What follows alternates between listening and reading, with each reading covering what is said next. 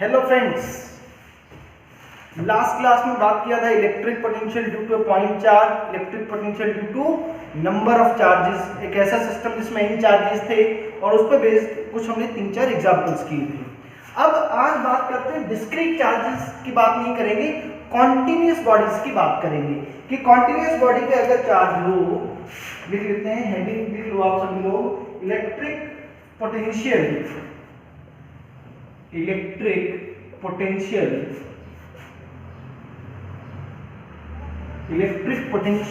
Due to, लिखो बेटा, electric potential due to continuous charge bodies. जो कॉन्टिन्यूस चार्ज बॉडीज हैं उनके कारण से जो इलेक्ट्रिक पोटेंशियल है वो कैसे कैलकुलेट करेंगे। तो इससे पहले आपने किया था कि क्या करते थे आप, जब इलेक्ट्रिक फील्ड निकालते थे कि जो भी कॉन्टिन्यूस बॉडी होती थी, मान लो कि ये आपकी कोई कॉन्टिन्यूस बॉडी है, तो आप क्या करते थे कि इसको इनफाइनाइट नंबर ऑफ छोटे एलिमेंट्स में क्या कर लेते थे, तोड़ लेते थे। ऐसे इनफाइनाइट नंबर ऑफ एलिमेंट्स में तोड़ लेते थे और फिर किसी भी एक एलिमेंट के कारण से पोटेंशियल निकाल के या इलेक्ट्रिक फील्ड निकाल देते थे, उसको क्या कर देते थे, जोड़ देते थे।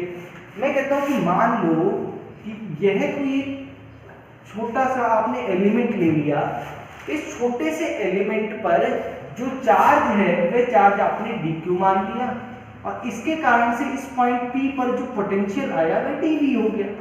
क्या कहा बेटा मैंने कि अगर कोई कॉन्टिन्यूस बॉडी है, कॉन्टिन्यूस बॉडी के केस में क्या करना है कि वो उस बॉडी को इनफाइनाइट नंबर ऑफ एलिमेंट्स में तोड़ लेंगे। वो आपको पता है कि जब रिंग होगी तो किस तरह से तोड़ना है, डिस्क होगा तो एलिमेंट क्या होगा, लीनियर ऑब्जेक्ट होगी तो क्या होगा, एंगुलर बॉडी होगी तो एलिमेंट क्या होगा, ये सब हमने किया हुआ है।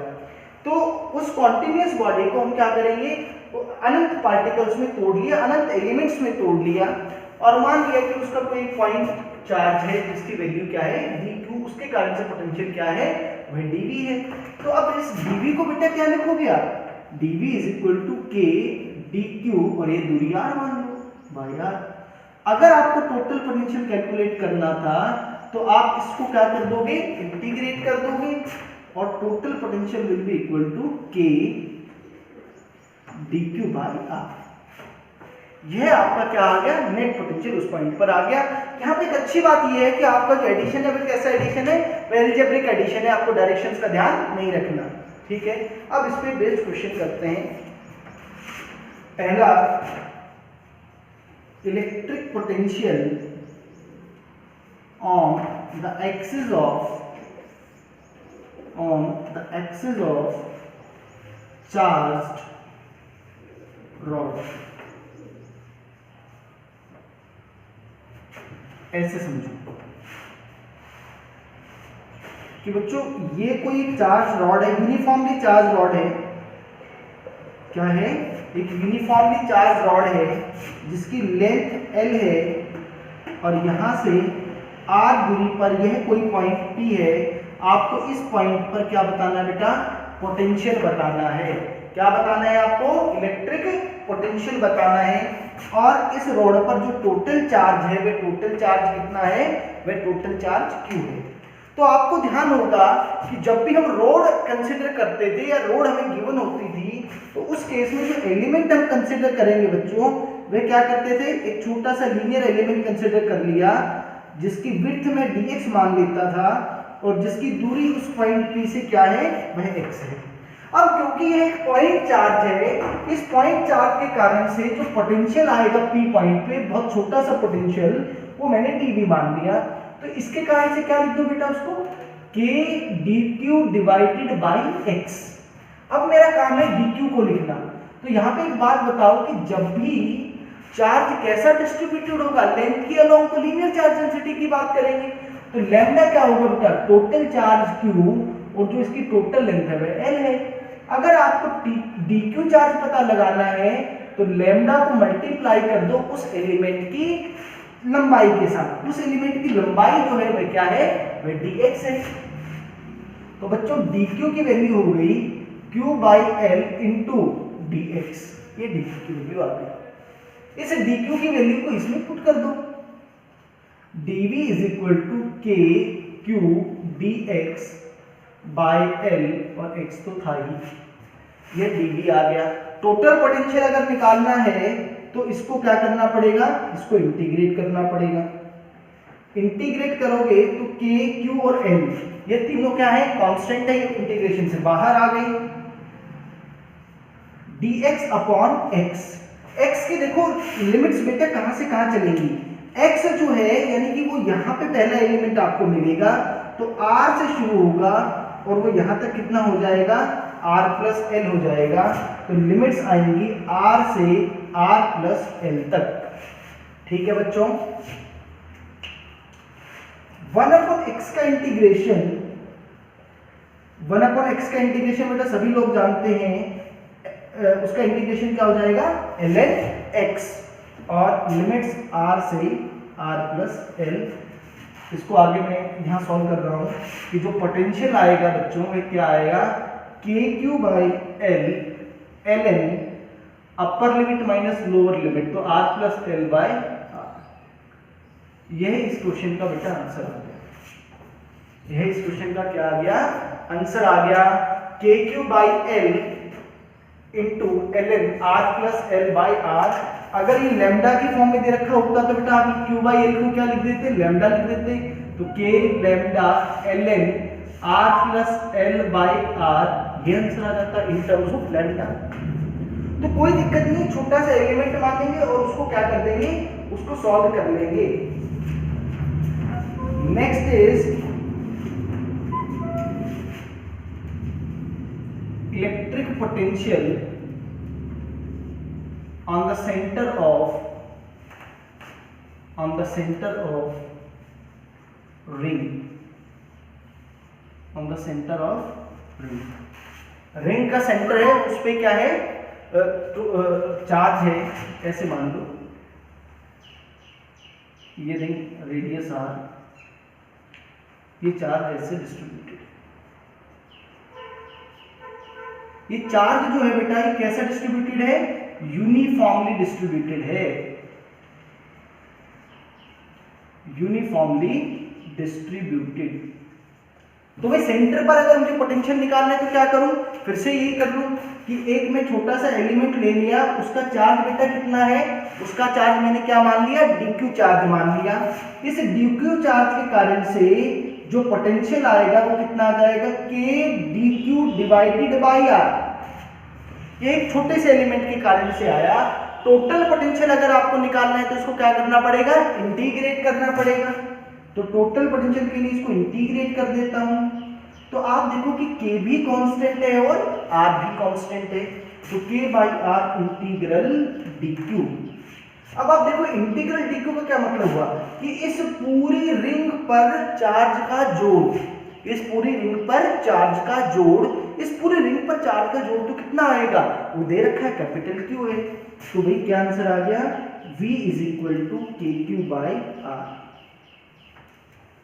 Electric potential at the centre of ring will be equal to KQ by R। बच्चों ध्यान करो कि सेंटर ऑफ रिंग पे इलेक्ट्रिक फील्ड जीरो नहीं आया था, जबकि इलेक्ट्रिक पोटेंशियल जीरो आया है। Electric potential, electric field zero आया था, इलेक्ट्रिक पोटेंशियल नॉन जीरो आया है। तो देखो ये वाला जो पार्ट हमने किया था बेटा, एक बार स्क्रीन पॉज करके नोट करो जल्दी से, फिर इस पे एक बढ़िया सी बात बता रहा हूँ, जल्दी से नोट करो।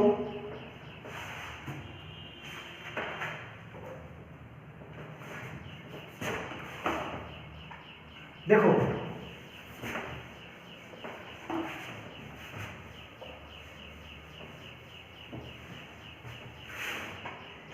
ये जो हमने अभी किया था, मैंने कहा था कि चार्ज जो डिस्ट्रीब्यूशन था यूनिफॉर्म था। मुझे एक बात बताओ कि ये रिंग ही है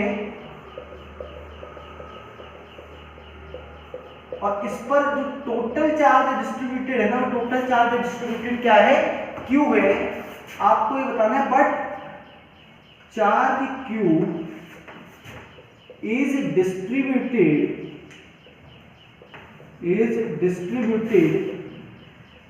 नॉन यूनिफॉर्मली। इस बार जो डिस्ट्रीब्यूशन ऑफ चार्ज है वो यूनिफॉर्म नहीं है। वह कैसा डिस्ट्रीब्यूशन है, वह नॉन यूनिफॉर्म डिस्ट्रीब्यूशन है। तो क्या हमारे आंसर पे कोई फर्क पड़ेगा क्या? जरा सोचो कि क्या हमारे आंसर पे फर्क पड़ेगा? भाई पिछली बार तो k क्यू बाई आर आया था, तो इस बार क्या आएगा? जरा एक बार अपनी तरफ से ट्राई करो, फिर देखो मजा आएगा इस क्वेश्चन को करने में। देखो बेटा जरा एक बार सभी लोग स्क्रीन को पॉज करो और एक बार अपनी तरफ से ट्राई करो जरा इस क्वेश्चन को। देखो जरा, मैं कहता हूं बच्चों कि लो, मैं सर उसी तरीके से करता हूं, एक छोटा सा एलिमेंट ले लिया जिसपे चार्ज क्या है dq, उस dq के कारण से सेंटर पर जो पोटेंशियल आएगा वह कितना आएगा? वह आएगा k dq by r। Total potential करने के लिए इसको इंटीग्रेट करना पड़ेगा, k by r constant integral dq। अरे भाई अब ये इंटीग्रल dq क्या है? इस पूरी रिंग पर चार्ज का जोड़। इस पूरी रिंग पर टोटल चार्ज तो q ही है ना, उससे मुझे फर्क ही नहीं पड़ रहा कि वह चार्ज कैसा डिस्ट्रीब्यूटेड है। तो फिर से क्या आ गया? k q by r। तो चाहे रिंग के केस में चाहे आपका चार्ज क्या था, यूनिफॉर्म डिस्ट्रीब्यूटेड था या नॉन यूनिफॉर्मली डिस्ट्रीब्यूटेड था, जो सेंटर पर पोटेंशियल आया बच्चों, वह सेंटर पर पोटेंशियल कितना आया? वह k q बाई r आया। Next is electric potential on the axis of a ring। एक रिंग है, उसके एक्सिस पर इलेक्ट्रिक पोटेंशियल की बात कर लेते हैं। ये लो इस तरह से है ना, ये कोई रिंग है रेडियस r और इस पर positive charge.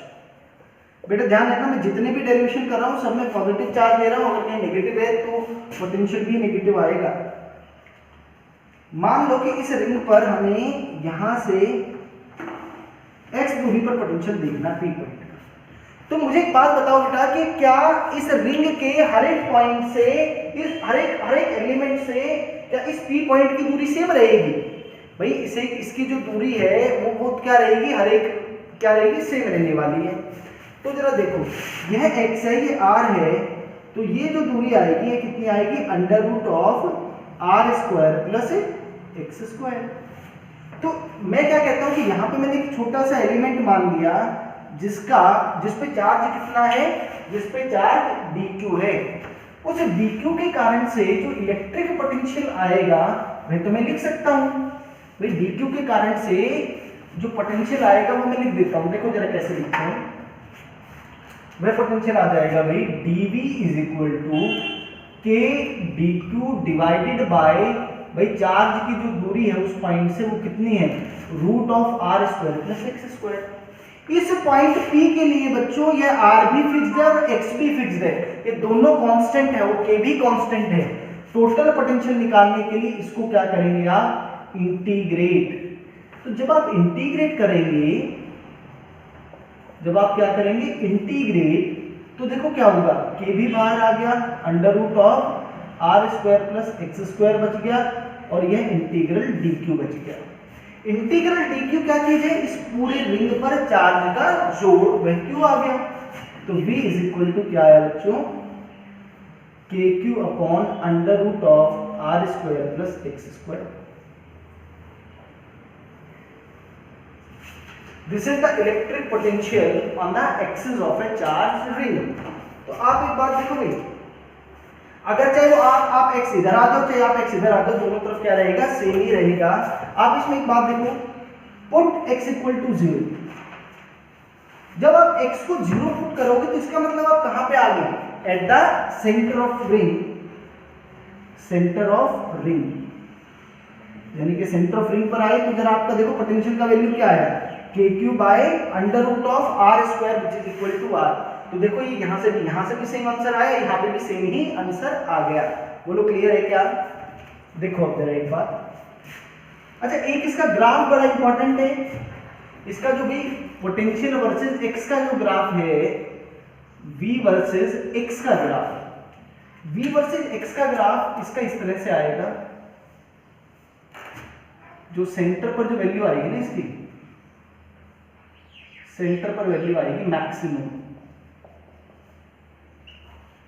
value of electric potential is maximum at the center of ring. एक बार, on the axis of ring electric potential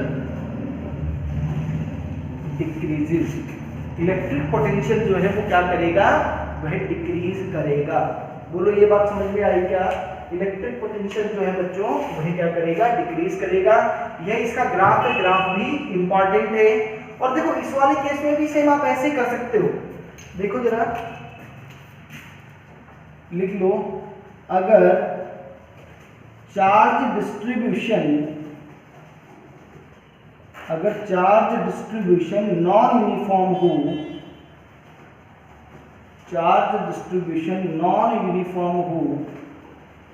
तब भी रिजल्ट्स सेम आएंगे। इस वाले केस में बेटा अगर नॉन यूनिफॉर्म डिस्ट्रीब्यूशन होता ना चार्ज का, तो भी रिजल्ट क्या आता, तो भी रिजल्ट सेम ही आता, उसमें कोई चेंज नहीं होता। और छोटे छोटे क्वेश्चन इसमें देख लेते हैं जरा, ये नोट कर लो बेटा एक बार जल्दी से। देखो ऐसे समझो, मुझे लगता है कि आप सबको आइडिया क्लियर है। छोटे छोटे क्वेश्चन करके इसको खत्म करता हूं।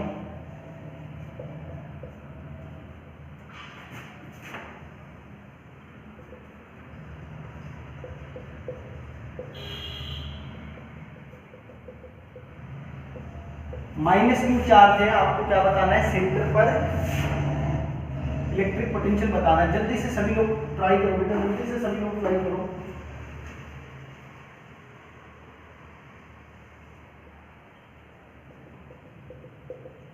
q चार्ज है, सेंटर पर बताना है सभी को।